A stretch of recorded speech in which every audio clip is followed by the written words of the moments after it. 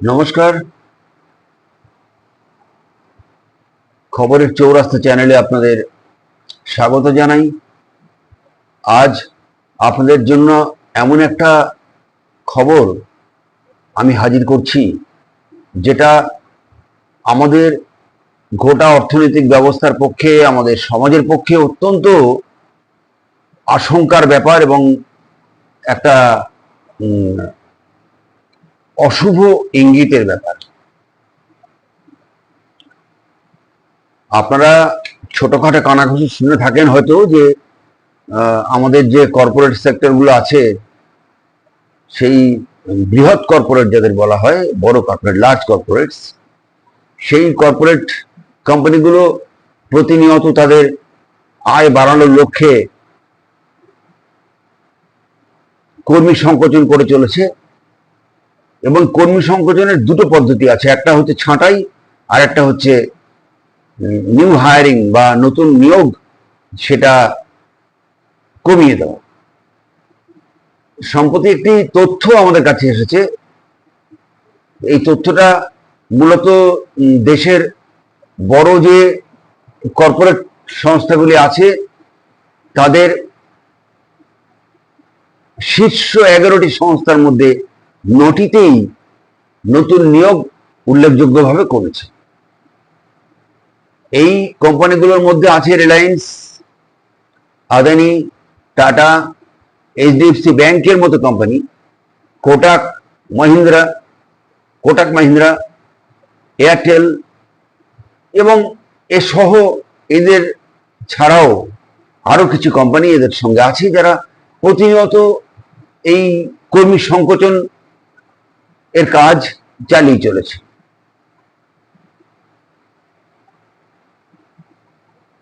কর্পোরেটের তথ্য অনুযায়ী সংশ্লিষ্ট 9টি সংস্থায় 2023-24 অর্থবর্ষে মোট নতুন নিয়োগ হয়েছিল 4,35,066 জন। আমি আপনাদের তথ্যটা আরেকবার বলছি, 4,35,066 জন কর্মী নিয়োগ হয়েছিল 2023-24 সালে কর্পোরেট সেক্টরে, যেটা 2025-26 এসে দাঁড়িয়েছে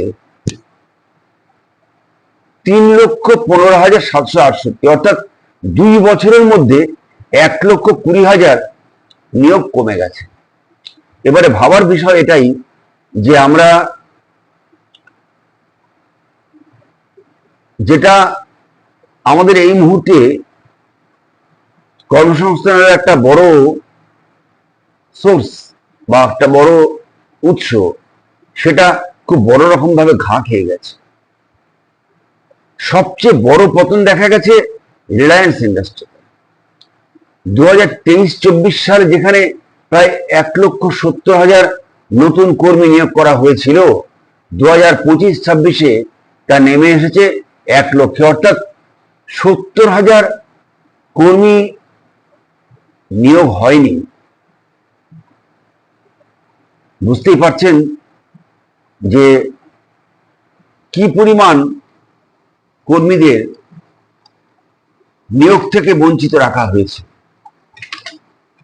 এর কারণ সম্পর্কে আমরা বিস্তারিত আলোচনা করব, কিন্তু মূলত এটা সঙ্গে সঙ্গে শুধুমাত্র তো রিলায়েন্স ইন্ডাস্ট্রিজ নয়, এর সঙ্গে আছে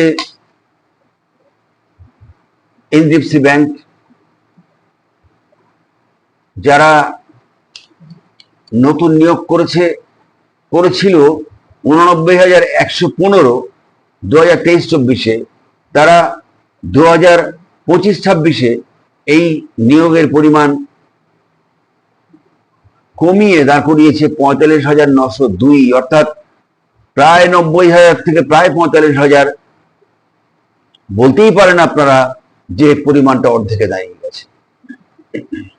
অ্যাক্সিস ব্যাংকের ক্ষেত্রে এই সংখ্যাটা ছিল 40,702 2023-24, যেটা 2025-26 এসে দাঁড়িয়েছে 31,665।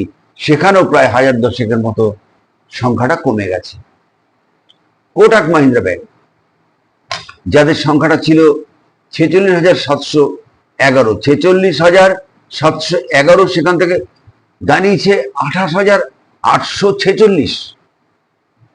টাটা স্টিলের মতো কোম্পানি, যে কোম্পানিকে এক প্রকার জাতির মেরুদণ্ড হিসেবে কল্পনা করা হতো, সেই কোম্পানি তাদের মোট নিয়োগ সংখ্যা 2023-24 যেখানে ছিল 3,898, সেখানে কমে দাঁড়িয়েছে 1,326, অর্থাৎ কিনা অর্ধেকেরও কম। এদিকে দেখুন, এয়ারটেল 5,986 2023-24 নিয়োগ করেছিল, তারা নিয়োগের পরিমাণ কমিয়ে দাঁড় করিয়েছে 3,751। আদানি পোর্টস, এদের নিয়োগ এমনিতেই কম, 354, সেটা দাঁড়িয়েছে 235, মানে 100-র উপর কমে গেছে। এশিয়ান পেইন্টস 3,005 থেকে দাঁড়িয়েছে 2,090, মানে 1,000 কমে গেছে।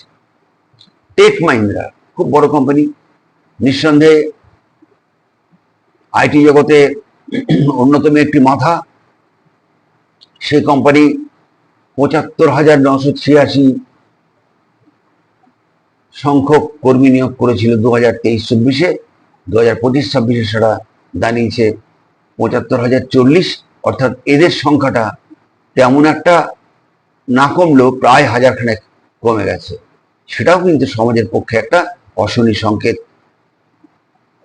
এবার প্রশ্ন হচ্ছে যে এই যে কর্মী সংকোচন বা কর্মী নিয়োগের যে পদ্ধতিকে অনেক টেনে নিচের সারিতে নিয়ে আসা, এটার ব্যাপারে শিল্প বিশেষজ্ঞদের মতামত। শিল্প বিশেষজ্ঞরা মনে করছেন যে আর্টিফিশিয়াল ইন্টেলিজেন্স বা এআই, যাকে বলা হয় কৃত্রিম বুদ্ধিমত্তা, সেটার ব্যাপক ব্যবহারের ফলে কর্মী নিয়োগের ধরন বদলে যাচ্ছে। সমীক্ষা অনুযায়ী দেখা যাচ্ছে তথ্য প্রযুক্তি ক্ষেত্রে, অর্থাৎ আইটি সেক্টরে এআই ব্যবহারের প্রভাবে নিয়োগ সংকোচনের হার 62%, অর্থাৎ মোট যে নিয়োগ সংকোচন হয়েছে তার মধ্যে 62% নিয়োগ সংকোচন হয়েছে আপনার এআই এর প্রভাবে। আর পরিষেবা ক্ষেত্রে 37%, আর্থিক পরিষেবা ক্ষেত্রে 21%। আমরা বিষয়টাকে পরিষ্কার করতে চাই একটু, সেটা হচ্ছে যে কর্পোরেট মানব সম্পদ বিভাগের প্রায় 72%-এর মতো আগামী 2 থেকে 3 বছরের মধ্যে এআই কর্মসংস্থানের উপর আরো বড় প্রভাব ফেলবে। আপনারা ভাবুন যে এই কর্পোরেটদের যে তথ্য আপনাদের সামনে আমি হাজির করলাম, এই তথ্য থেকে আরো অন্তর্পক্ষে অধোমুখী তাদের এই মুহূর্তে যা আছে তার তুলনায় অনেক নিচের দিকে নেমে যাবে তাদের যে রিক্রুটমেন্ট স্কেল, সেটা দাঁড়াবে 72% কমে যাবে। মানে তাদের যে নতুন নিয়োগ, সেই নিয়োগের পরিমাণ আরো 72% কমবে। ব্যাপারটা খুব গুরুত্বপূর্ণ। অর্থাৎ দেখা যাবে যে বেকার সংখ্যা, যেটা মূলত নিয়ন্ত্রণ করে এই সরকারি এবং বেসরকারি সংস্থাগুলি, কর্পোরেটদের একটা বিরাট ভূমিকা এখানে আছে। আপনারা জানেন যে সরকারি ক্ষেত্রে নিয়োগ প্রায় বন্ধ, খালি সামান্য কিছু নিয়োগ যেগুলো হয় সেগুলো প্রায় কন্ট্রাকচুয়াল হয়ে গেছে। আর ব্যাংকিং সেক্টরে তো এখন চলছে কন্ট্রাকচুয়াল কর্মী দিয়ে প্রচুর কাজ, সরকারি ক্ষেত্রেও সেটা চলছে। বেসরকারি ক্ষেত্রগুলোতে যে নিয়োগ এতদিন পর্যন্ত চলছিল সেটা কিন্তু মূলত ছিল একটা পার্মানেন্ট চাকরির ব্যাপার এবং স্থায়ী চাকরির ব্যাপার, সেই জায়গাটাও অনেক দুর্বল হয়ে যাচ্ছে। আগামী 2-3 বছরের মধ্যে 72% সংখ্যাটা আরো কমে যাবে। এটা একটা ভয়ঙ্কর খবর, আপনাদের এটা জানালাম। এবং এই খবরটা আমরা এখানেই শেষ করব না, আমরা আজকে এটা শেষ করলেও আমরা পরবর্তীতে এটা নিয়ে আরো গবেষণামূলক খবর আপনাদের কাছে পৌঁছে দেবো। শুধুমাত্র একটা কথা আজকে জানিয়ে রেখে দিই, যে আপনারা যদি মনে করেন যে এই কোম্পানিগুলো নিজেদের নেট মুনাফা কমে যাচ্ছে বলে কর্মী সংকোচন করছে, তা কিন্তু নয়। অর্থাৎ দেখা যাচ্ছে নেট মুনাফা এদের বাড়ছে। নেট মুনাফা কোনো ভাটা পড়েনি। কর্পোরেট সমীক্ষা অনুযায়ী দেশের শীর্ষ 20টি সংস্থায় মোট কর্পোরেট সম্পদের প্রায় 80% মালিক। অর্থাৎ দেশের যে মোট সম্পদ তার 80% ভোগ করছে 20টি সংস্থা, আর বাকি 80টি সংস্থা সেই 20% ভাগাভাগি করে নিচ্ছে। বুঝতেই পারছেন, যারা এই কর্মী সংকোচন করছে তাদের হাতে মূল পুঁজি পড়ে আছে, অথচ তারা এই বিষয়টা আদৌ গুরুত্ব দিচ্ছেন না। তারা নিজেদের পুঁজি, নিজেদের মুনাফা আরো বাড়িয়ে নেওয়ার চেষ্টা করছেন। আমরা এই কথা আপনাদের জানালাম, এবং দেখা যাচ্ছে যে 2025-26 অর্থবর্ষে খালি রিলায়েন্স ইন্ডাস্ট্রি নেট মুনাফা হয়েছে 95,610 কোটি টাকা। 95,610 কোটি টাকা। এইচডিএফসি ব্যাংকের মুনাফা 76,026 কোটি টাকা। এগুলো অত্যন্ত ভাবার বিষয়, এগুলোকে গুরুত্বহীন ভাবলে চলবে না। টিসিএস তারা মুনাফা করেছে 48,500 কোটি টাকা, এবং এই যে ব্যাপক মুনাফা, এই মুনাফার পরেও তারা কর্মী সংকোচন করে চলেছে প্রতিনিয়ত। টিসিএস এর মতো কোম্পানিও কিন্তু কর্মী সংকোচন করছে। আমরা মাঝে মাঝে এই খবর পেয়ে থাকি মিডিয়া মারফত। সব খবর বাইরে আসে না, বেশ কিছু খবর চেপে দেওয়া হয়, কিন্তু তা সত্ত্বেও যেটুকু বাইরে চলে আসে সেটুকু আমরা আপনাদের সামনে হাজির করার চেষ্টা করি, এবং আমাদের যে গবেষণামূলক দিক আছে সেই দিকের সাহায্য নিয়ে আমরা এই তথ্যগুলোকে আপনাদের সামনে হাজির করি। আমরা আজ আমাদের এই খবর এখানেই শেষ করব। শুধু আপনাদের কাছে একটা অনুরোধ, যে আপনারা আমাদের এই চ্যানেলটাকে সাবস্ক্রাইব করবেন, যাতে সকলের আগে আপনাদের কাছে আমরা আমাদের খবর পৌঁছে দিতে পারি। আর দ্বিতীয়ত, যে আমরা আমাদের এই চ্যানেলের মাধ্যমে যা প্রচার করতে চাই তা হলো সমাজ এবং রাজনীতির সত্য, একেবারে সত্য দিক, সেটাকে উন্মোচন করতে চাই। সেই ক্ষেত্রে আমরা কোনো রকম ভাবেই নিজেদের সারেন্ডার করতে রাজি নই। ভালো থাকবেন, দেখা হবে আবার আগামীকাল।